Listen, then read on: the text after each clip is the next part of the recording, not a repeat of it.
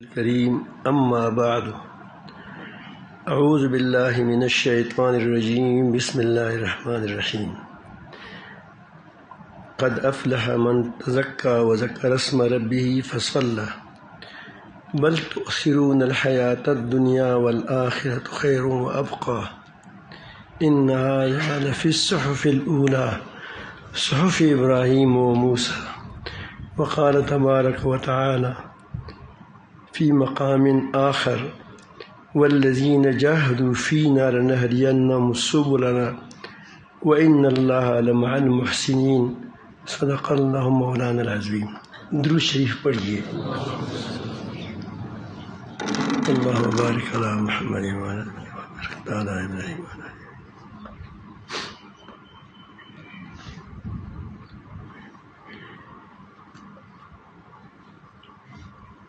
دینی علوم کے دو قسم ہیں بڑی بڑی۔ دینی علوم کے بڑی بڑی قسمیں دو ہیں۔ ایک کو ہمارے علماء قالی علوم کہتے ہیں، دوسری کو حالی علوم کہتے ہیں۔ آپ نے سنا ہوگا امام روم رحمۃ اللہ علیہ کے اشعار میں، یہ دوسری بزرگوں کے اشعار میں، کہ صاحب حال بن جاؤ، صاحب حال بن جاؤ۔ لیکن چونکہ ہم نے کبھی کبھی وہ جب حقیقت ہم نے نہیں دیکھا ہوگا تو ہم جس کو بھی دیکھتے ہیں بس ہم اس پر وہ فتویٰ لگاتے ہیں کہ گویا یہ بھی ایسا ہوگا۔ اس کی مثال امام روم رحمۃ اللہ علیہ نے بیان فرمایا ہے۔ وہ کہتے ہیں کہ ایک آدمی کے پاس ایک طوطا تھا دکان کے اندر ایک طوطا تھا۔ وہ بڑی میٹھی میٹھی باتیں کرتا تھا، آ جاؤ، بیٹھ جاؤ، چند باتیں سکھائی جاتی ہیں، وہ اس نے سیکھی تھیں، اور کبھی کبھی ہنستا بھی تھا۔ ایک بار بلی آئی اور وہ یہ ڈر گیا، اور اس نے پڑک پڑک کر کے پڑایا تو اس میں وہاں ایک شیشہ تھا تیل کا، وہ گرا دیا۔ وہ تیل قیمتی تیل تھی، تو اس مالک نے اس کے سر سے بطور تنبیہ پر نکالے، سر کے اوپر سے اس کو نوچ لیے اور اس کو گنجا کر دیا۔ تب وہ بات ہی نہیں کر رہا تھا، مراورش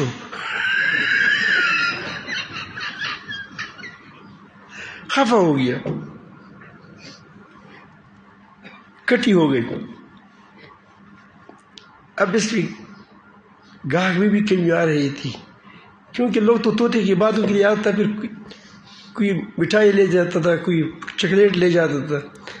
اب وہ بات ہی نہیں کرتا ہے، خاموش ہے، ناراض ہے۔ تو ایک دن قدرتی گنجا اس وہاں سے جا رہا تھا، تو اس نے جب دیکھا تو یہ ہنس پڑا، طوطا ہنس پڑا اور اس کو کہا کہ تم نے بھی تیل کی شیشی گرائی ہے۔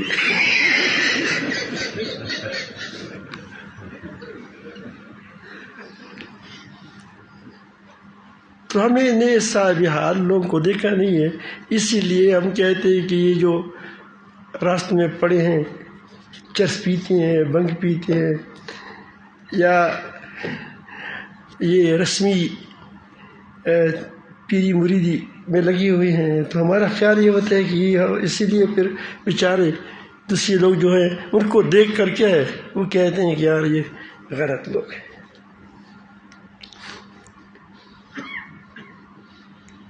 تو صاحب حال ایک ہے حالی علوم، ایک ہے قالی علوم۔ قاری علوم کے بارے میں ہمارے علماء کہتے ہیں کہ جو چیز رہنمائی کے لیے ہو، ظاہری رہنمائی کے لیے،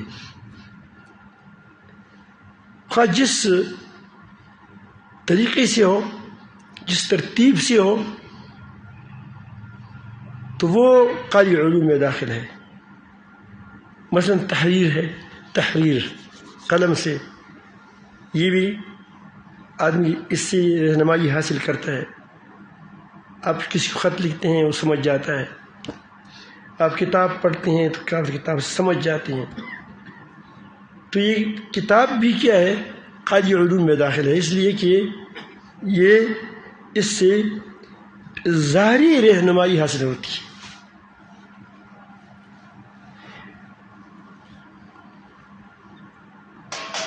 اگر کسی چیز کی ویڈیو بنایا جائے، جس طرح آج کل وہ آن لائن پڑھاتے ہیں، تو یہ رہنمائی ہے، کیا ہے؟ اس میں رہنمائی ہو جاتی ہے، لوگ پڑھتے ہیں۔ اگرچہ وہ اثر نہیں ہے جو اثر سینہ بسینہ ہے۔ ہر چیز کا ایک فائدہ ہوتا ہے، سامنے بیٹھنے سے جو فائدہ ہوتا ہے وہ ویڈیو پر، آڈیو پر وہ فائدہ نہیں ہوتا، اگرچہ وہ زیادہ صاف ہو۔ آپ نے دیکھا ہوگا، میں کبھی کبھی گاڑی میں سوار ہو جاتا ہوں تو ہماری گاڑی کے سامنے ایک شیشہ لگا ہے، اس میں جب آگے کے وہ چیزیں لگائی جاتی ہیں تو پتھر سونے کے نظر آتے ہیں، مزدار بڑے زبردست نظر آتے ہیں، یہاں کہ یہی پتھر کنکر ونکر ہوتے ہیں، لیکن وہ ہوتے ہیں ویڈیو کے کنکر، ویڈیو کے کنکر ہوتے ہیں۔ تو اس طرح اس کو کہتے ہیں قاری علوم۔ کیا قاری علوم کہتے ہیں؟ جو تحریر سے، تقریر سے، آڈیو سے، ویڈیو سے یہ حاصل ہوتے ہیں، یہ اس کو قاری علوم کہتے ہیں۔ دوسری علوم حالی علوم ہے، اس کا راستہ یہ نہیں ہے۔ دونوں کے راستے دونوں ضروری ہے، رہنمائی نہ ہو تو کیسے جاؤ گے؟ قاری علوم بھی ضروری ہے، حالی علوم بھی ضروری ہے، لیکن راستے الگ الگ ہیں۔ اگر قاری علوم کا وہی راستہ ہوتا جو حالی علوم کا ہے تو صحابہ کرام تو محروم ہی ہو جاتے، کیونکہ صحابہ کرام رضوان اجمعین میں قاری علوم والے بڑے بڑے قرات السبعہ تھے، 7 تھے، پھر زور لگائیں 25 تک پہنچ جاتے ہیں، پھر زور لگائیں کچھ اور بھی زیادہ بڑھ جاتے ہیں، لیکن تھے تو لاکھوں۔ لیکن حالی علوم کا متحمل ہر ایک تھا، اس لیے فرمایا کہ میرے صحابہ کیا ہے؟ صحابہ کیا ہے؟ نجوم ہدایت ہے، جس کے پاس بھی پیچھے جاؤ گی تو کیا ہدایت پاؤ گی۔ اس کی حالی علوم اس قدر مضبوط تھے، اس قدر کہ اس میں وہ فراست سے بہت ایسی باتوں کو جانتے تھے کہ ہماری بعد والے اہل علم جس نے بہت کچھ پڑھا ہو، بہت کچھ دیکھا ہو، بہت کچھ سنا ہو، اس کو وہ نہیں پاتے، یہ سمجھ جاتے تھے۔ دین کے معاملے میں اس کو دھوکہ دینا بڑا مشکل تھا، کیونکہ وہ صاحب دل تھے، صاحب دل تھے، صاحب حال تھے، اسی لیے اس کی کبھی بھی اس سے شرک صادر نہیں ہوا۔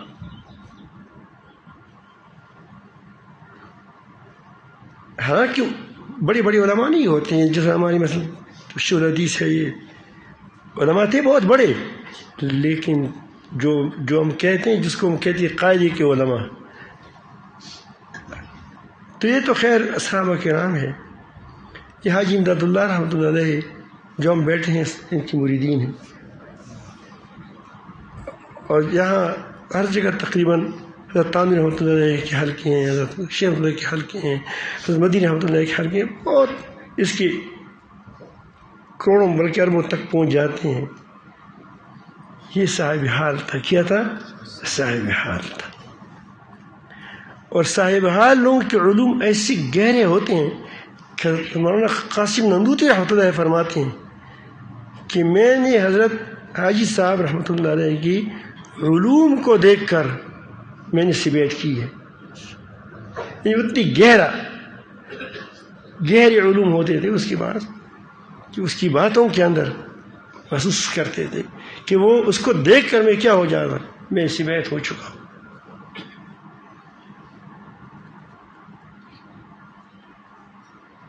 چھوٹی باتوں میں پوری بات کو حل کر لیتے تھے۔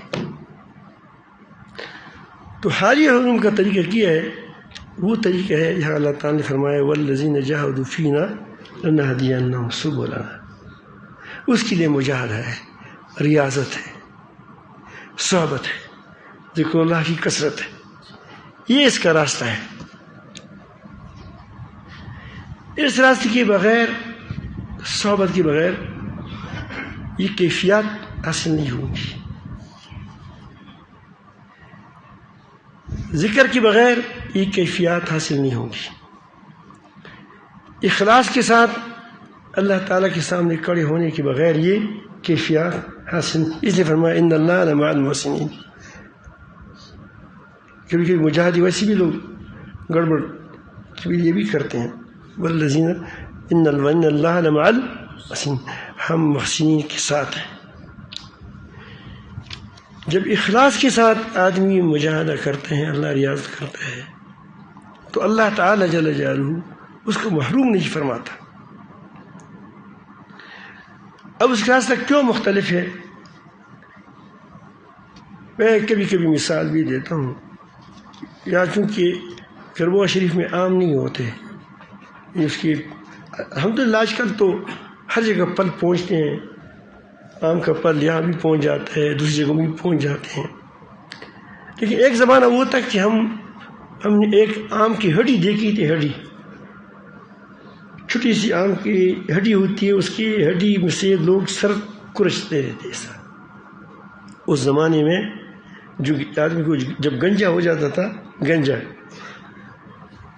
تو پھر اس کے ساتھ وہ جیسا کچکول ہوتا ہے چھوٹا سا، اس طرح وہ جو جب درمیان میں کاٹا جاتا تھا، وہ ہڈی ہم نے دیکھا نہیں تھا آم کو، لیکن ہڈی کو دیکھا تھا کہ وہ اس سے کالا سا ہوتا تھا، کیونکہ وہ بہت پرانا ہوتا تھا، تو وہ کہیں سے اس کو پا لیا تھا تو اس سے سر کوچتے تھے۔ ہم نے دیکھا تھا، ہم نے بڑے لوگ اس بزرگوں کو دیکھا تھا، یہ بزرگ جو معمر تھے، پر دادوں کو میں نے کہا دیکھا تھا کہ اس سے اپنے سروں کو کوچ لیتے تھے۔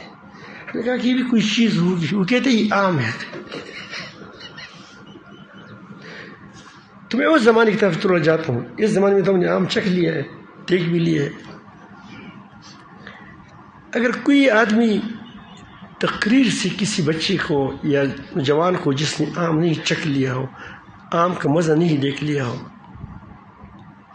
اس کو کوئی کہے کہ آم ایسا ہے، گول ہے اور یہ ہے، کیا اس کو آم کی حقیقت سمجھ آئے گی؟ پھر اس کے بعد اس کو ایک اور آدمی آئے اس کو کہ میں سمجھاتا ہوں، دعویٰ کرتا ہے، تو اس کو وہ آم کی تصویر زبردست رنگ دے کر، زرد رنگ، اور کہو کہ اس طرح زرد کا آم ہوتا ہے، تو رہنمائی حاصل ہو گئی، رہنمائی باتوں سے بھی حاصل ہو گئی اور اس کے تصویر سے بھی، صورت سے بھی، یہ سے بھی حاصل ہو گئی۔ وہ کہتے ہیں چکھ لیتے ہیں، تو وہ کہتے ہیں تو میٹھا نہیں ہے،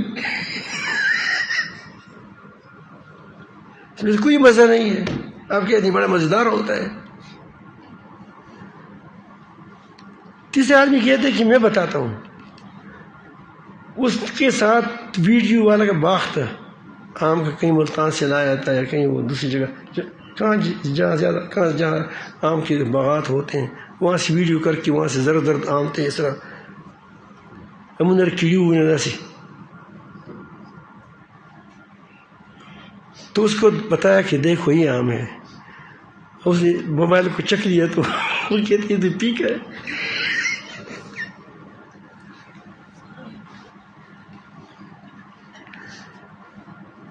ایک شخص آیا، وہ کہیں جہاں آم پیدا ہوتے ہیں ملتان سے یا کہیں سے، اس کی جیب میں ایک آم تھا. وہ کہتے بھائی تم کیا سمجھاتے ہو اس کو؟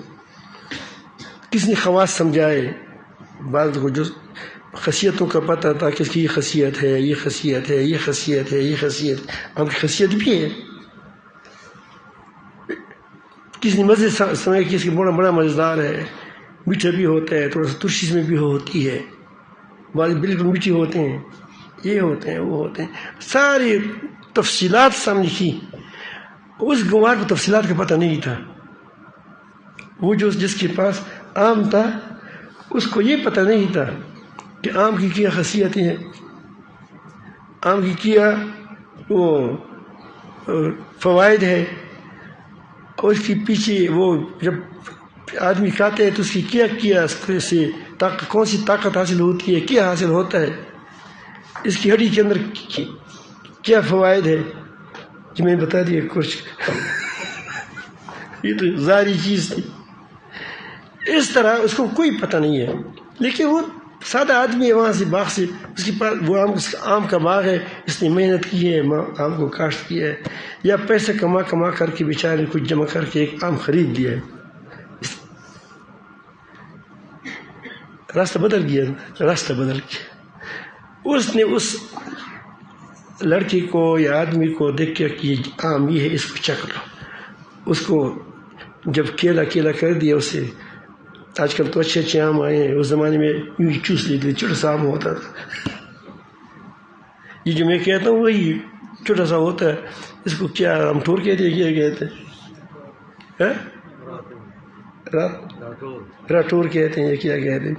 چھوٹے ہوتے تھے، وہ سے بھی چھوٹے ہوتے تھے کیونکہ وہ اس کو طرح نہیں جگ کے کاٹے جاتے تھے، یوں ہی بس چوس لیتے تھے لوگ. اس کے بعد اب اسے دیکھ لیا، اس نے کہا کہ ہاں یہ امام ہے، بڑا مزیدار ہے، تو خریدنا چاہیے، یہ تو خریدنا چاہیے. تو یہ تزکیہ جو ہوتا ہے حاصل ہوتا ہے، یہ کس سے حاصل ہوتا ہے؟ یہ مجاہدہ سے حاصل ہوتا ہے. یہ حالی علوم تزکیہ جس پر فلاح کا دار و مدار ہے. قد افلح من تزکا، کامیاب ہوا جو شخص جسے تزکیہ کیا.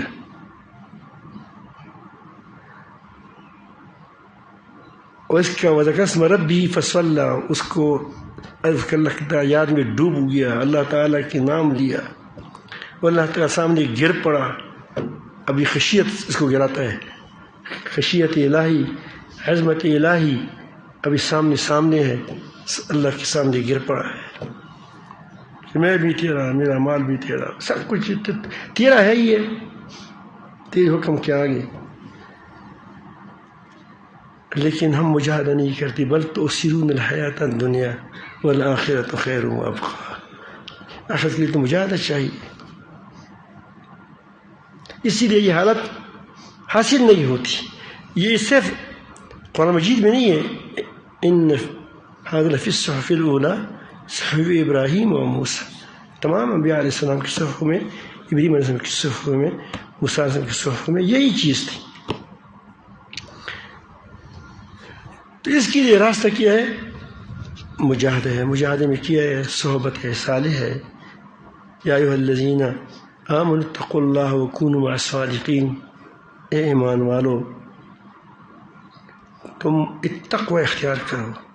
تقوی پیدا کرنے کے لیے، تقوی کو پر قائم رہنے کے لیے، تقوی میں ترقی کرنے کے لیے صحبت صالح ہے. ایک بات حاصل ہو گئی. آج کل یہ چیزیں ویڈیو میں حاصل نہیں ہوتی. یہ چیزیں دو آدمی تمہارے سامنے بیٹھے ہوں وہ بہت زیادہ ہے ان 2 لاکھ سے جو تم ویڈیو کے سامنے بیٹھے ہیں. وہاں تمہارا سینہ نہیں ہے، وہاں فرق ہے. وہاں بھی کریں گے، کانوں کی مزہ آئے گا. آپ ٹیپ ریکارڈ سے باتیں سننے تو مزہ آ جاتا ہے، لیکن وہ تاثیر جو صحبت سے حاصل ہوتی ہے وہ ایک گناہ صحبت ہے لیکن کامل صحبت نہیں ہے. دوسری چیز ذکر اللہ کی کثرت ہے.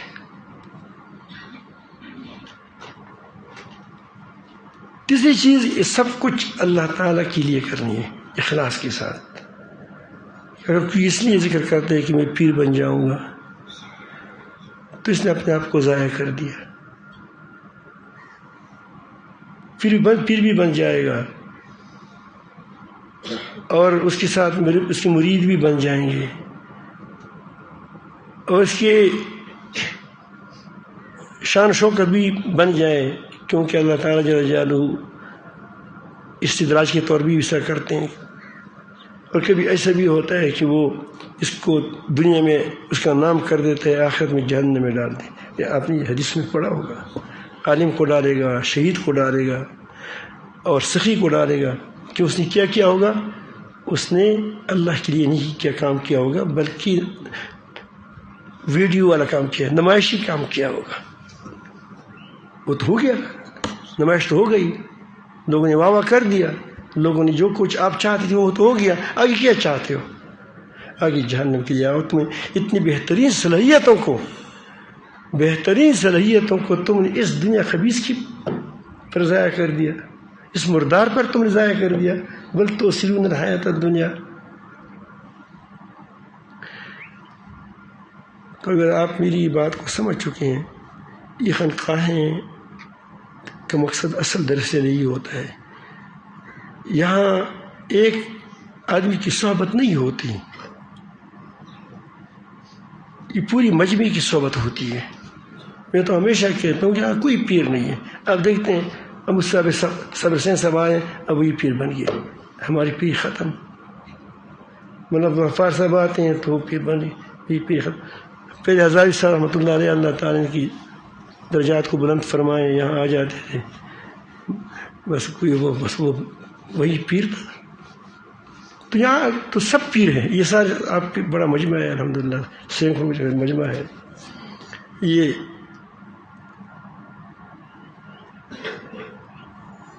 اللہ کرتے ہیں، خلوص سے محبتیں ہیں.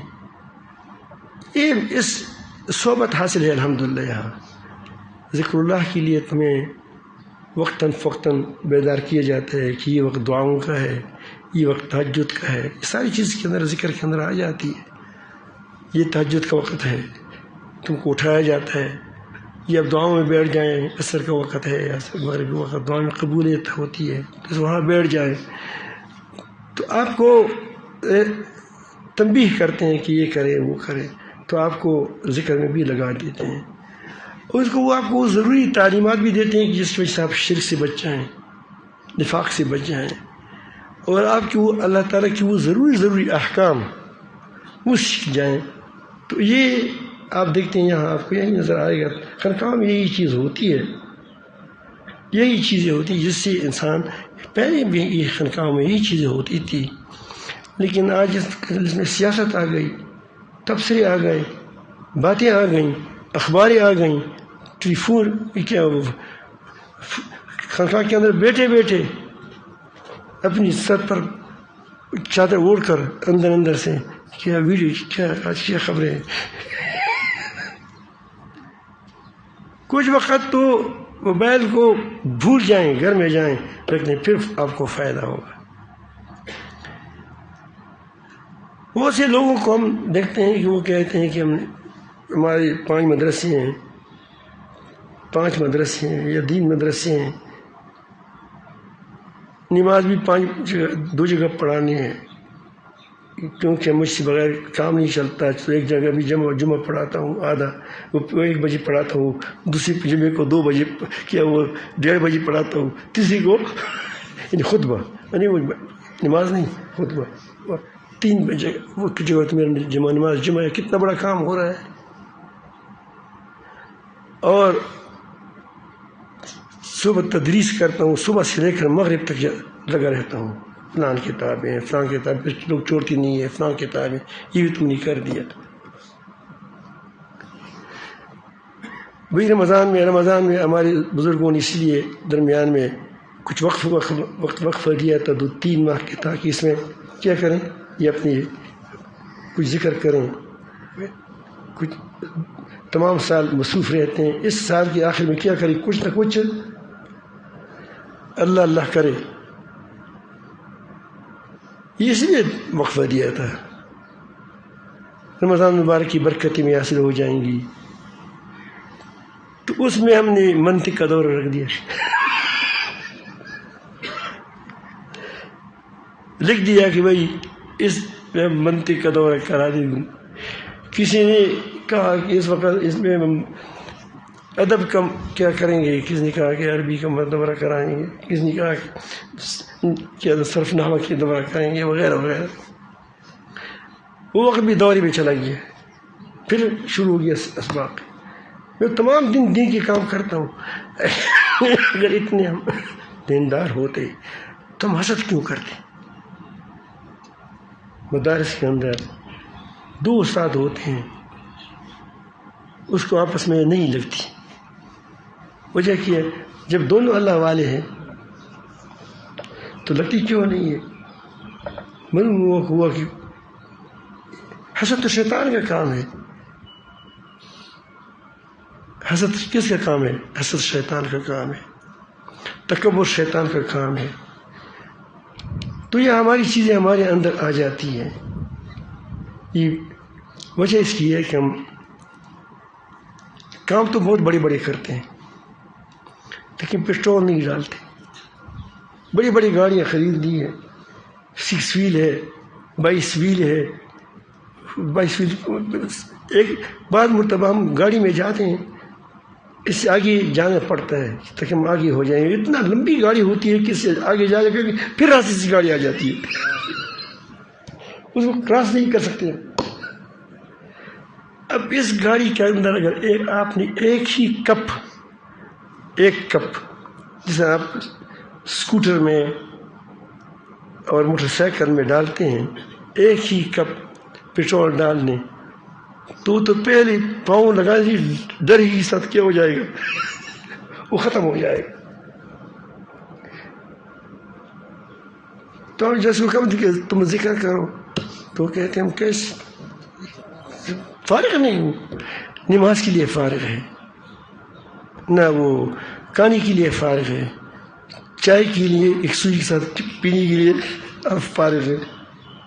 تو خود بھی جب چائے کوئی بات ہی کرتے ہیں تو میں کہتا ہوں میں نہیں پیا۔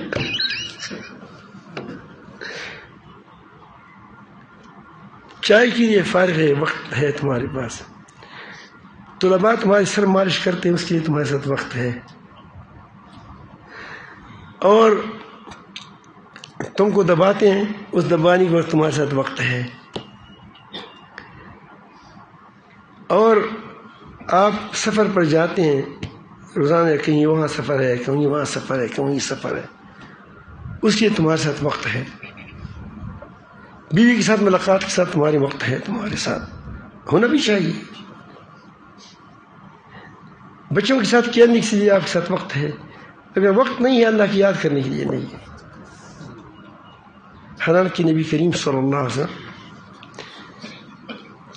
کہ تمام کام دینی ہوتے تھے، کوئی کام ایسا نہیں ہوتا کہ دین سے فارغ ہوتا، اس کی بات بھی دین، اس کا عمل بھی دین۔ آپ کا اللہ تعالیٰ نے خود فرمایا سبحاً طویلا، تمہارے دل میں دین کے لمبے چوڑے کام ہوتے ہیں۔ یہ وفود آ رہے ہیں، یہ وفود آ رہے ہیں، یہ وفود لوگوں کو بھیجا جا رہا ہے کہ تم فلان جگہ جاؤ، تم فلان جگہ جاؤ، اور لوگوں کی تربیت کر رہے ہیں، اصحاب صوف ہے وغیرہ، ساری امور دن میں اب تک کی ہوئی ہیں، دن میں موقع نہیں ملتا. لیکن نبی کریم صلی اللہ علیہ وسلم کا حال تو یہ تھا کہ کبھی بھی ایک لمحہ کے لیے اللہ تعالیٰ سے غافل نہیں ہوتے تھے. لوگوں کے ساتھ کام بھی کرتے تھے، تشکیل بھی کرتے تھے، تشکیلات بھی کرتے تھے، ادھر ادھر لوگوں کو بھی بیچتے تھے، تربیت بھی کرتے تھے. لیکن اس تربیت میں ایک لمحہ کے لیے اللہ تعالیٰ کی یاد سے غافل نہیں ہوتے.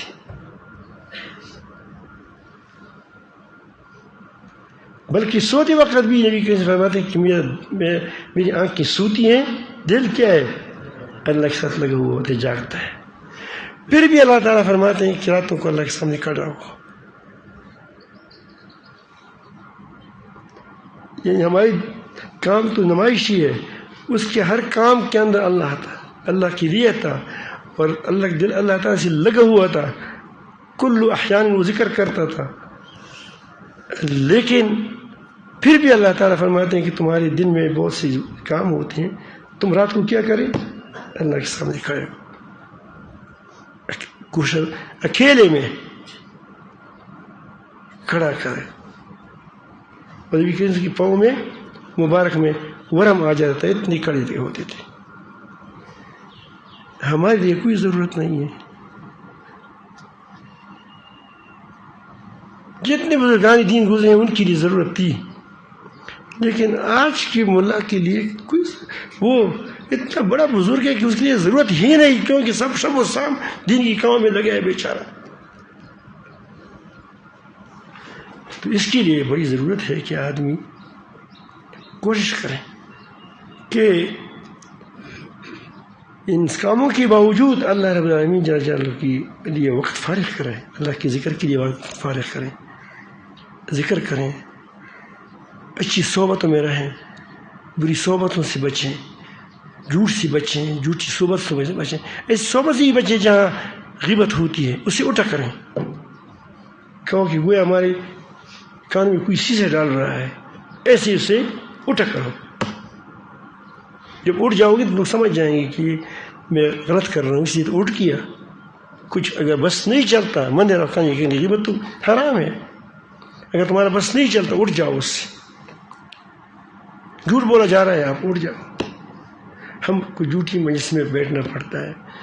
تو میں عرض کرتا ہوں کہ یہ اگر آپ اس طرح اپنے آپ کی کانوں کی حفاظت کریں گے، آنکھ کی حفاظت کریں گے، تو آپ کی انشاءاللہ اصلاح میں اللہ تعالیٰ جل جلالہ بہت مہربان ہے.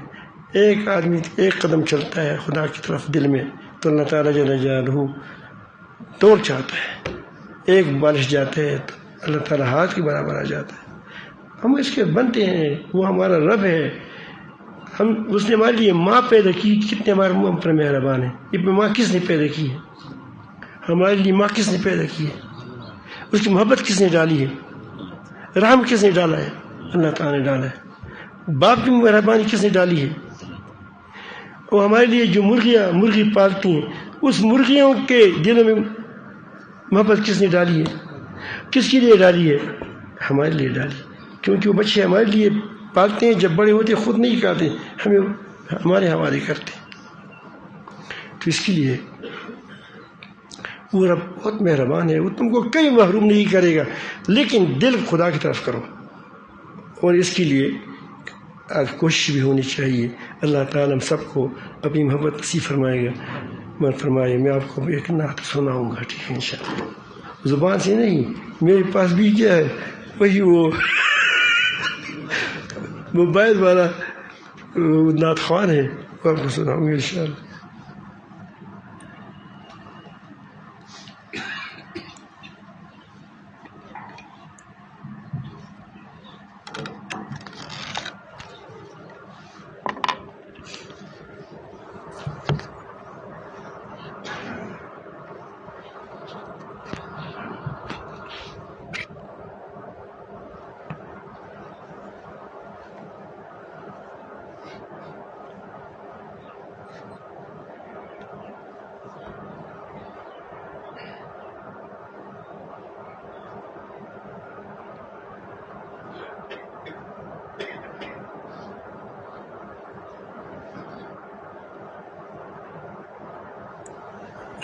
محبت میں کبھی ایسا زمانہ بھی گزرتا ہے، زباں خاموش رہتی ہے مگر دل روتا رہتا ہے، زباں خاموش رہتی ہے مگر دل روتا رہتا ہے۔ محبت میں کبھی ایسا زمانہ بھی گزرتا ہے، زباں خاموش رہتی ہے مگر دل روتا رہتا ہے۔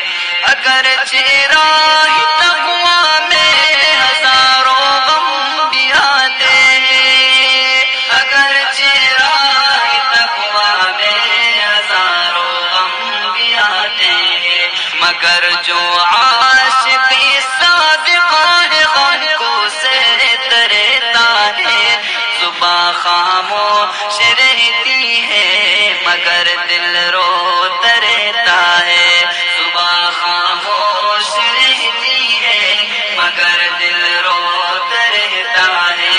محبت میں کبھی ایسا زمانہ بھی گزرتا ہے، زباں خاموش رہتی ہے مگر دل روتا رہتا ہے، زباں خاموش رہتی ہے مگر دل روتا رہتا ہے۔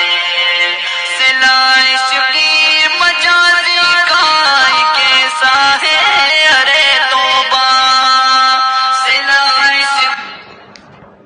اس بات کو سمجھنے بہت بڑا پیارا شعر ہے۔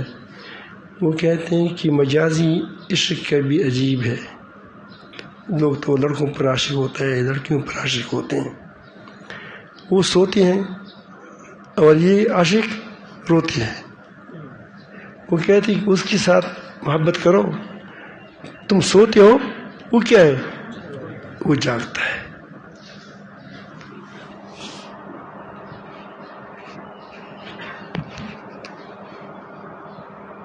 دل روتا رہتا ہے، زباں خاموش رہتی ہے مگر دل روتا رہتا ہے۔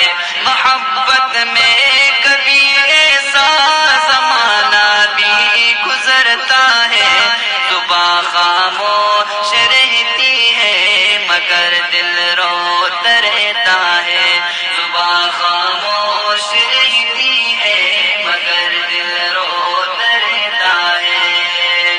صلہ عشقی مجازی کا کیسا ہے ارے توبہ، صلہ عشقی مجازی کا کیسا ہے ارے توبہ، کہ عاشق روتے رہتے ہیں صنم خود سوتا رہتا ہے، زباں خاموش رہتی ہے مگر دل روتا رہتا ہے، زباں خاموش رہتی ہے مگر دل روتا رہتا ہے۔ محبت میں کبھی ایسا زمانہ بھی گزرتا ہے، زباں خاموش رہتی ہے مگر دل روتا رہتا ہے۔ خطاؤں کی اگر آئی ہے دامن پر درازائی، خطاؤں کی اگر آئی ہے دامن پر درازائی، تو اپنے آرزو سے عشق اس کو دھوتا رہتا ہے، تو اپنے آرزو سے عشق اس کو دھوتا رہتا ہے، زباں خاموش رہتی ہے مگر دل روتا رہتا ہے، زباں خاموش رہتی ہے مگر دل روتا رہتا ہے۔ محبت میں کبھی ایسا زمانہ بھی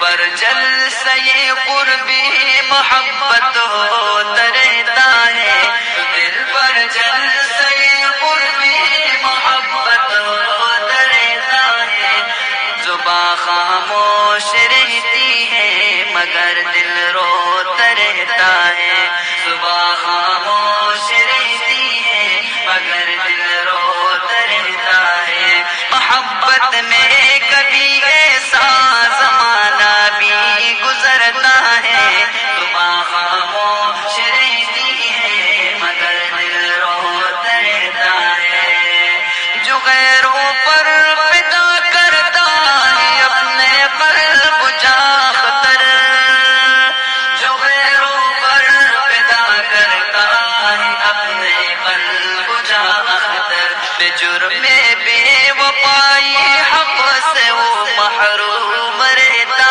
ہے، بے جرم بے وفائی حق سے وہ محروم رہتا ہے، زباں خاموش رہتی ہے مگر دل روتا رہتا ہے، زباں خاموش رہتی ہے مگر دل روتا رہتا ہے، محبت میں کبھی ایسا زمانہ بھی گزرتا ہے، زباں خاموش رہتی ہے مگر دل روتا رہتا ہے، زباں خاموش رہتی ہے مگر دل روتا رہتا ہے، زباں خاموش رہتی ہے مگر دل روتا رہتا ہے، زباں خاموش رہتی ہے مگر دل روتا رہتا ہے۔ اس میں ایک جملہ ہے مصرع بڑا زبردست تھا۔ ہماری غلطی یہ ہوتی ہے کہ کبھی ہم سے گناہ ہو جاتا ہے تو پھر گویا ہم سمجھتے ہیں کہ بس ہم خدا سے دور ہو گئے، پھر گناہ پر گناہ کرتے جاتے ہیں۔ آپ نے دیکھا ہوگا جب آدمی سے خطا ہو جاتے ہیں تو کہتے ہیں ویسے بھی خطا ہو گیا، بس اب مجھ سے اللہ تعالیٰ روٹ گیا، ناراض ہو گیا، بس اب تو کیا ہے، پھر وہ تھوڑا سا دوری محسوس کرتا ہے، تو تمہارا قرب کا وقت ہے کہ رو پڑے۔ وہ کہتے ہیں کہ دامن پر کوئی خطا کے داغ لگ گئے تو اس کو آنکھوں سے دھوتا ہے۔ اہل محبت، اہل صاحب حال لوگ ہوتے ہیں، وہ کیا اپنے ہاتھ کیا آنسوں سے اس خطا کو دبی کو دھوتا ہے۔ اس کی مثال ایسے ہے کہ جب بھی بچہ بمپر میں پیشاب کرے، بمپر ہے کیا ہے یہ پیشاب، پیمپر میں پیشاب کرتا ہے تو وہ یہ ماسی بھاگتا نہیں ہے کہ وہ تو ہو گئی، بلکہ وہ کیا کرتا ہے، ماں کی طرف دوڑتا ہے کہ مجھے صاف کرو۔ تو اس طرح بندے کو چاہیے کہ جب خطا ہو جائے تو فوراً آپ کے رب کے سامنے گر جاؤ کہ یا رب خطا ہو گئی۔ یہ آپ کی خطا آپ کے لیے ایک بڑی ہدایت کا سبب بنے گا، درجات بلندی کا سبب بنے گا۔ اس وقت جب آپ آنسو بسائیں گے تو وہ آنسو اللہ پاک کے بہت قیمتی ہوتے ہیں، کیونکہ اللہ کے خوف سے وہ آنسو بہتے ہوں گے۔ اللہ تعالیٰ سب کو اپنا خوف اور اپنی عظمت، اپنی خشیت، اپنی محبت نصیب فرمائے۔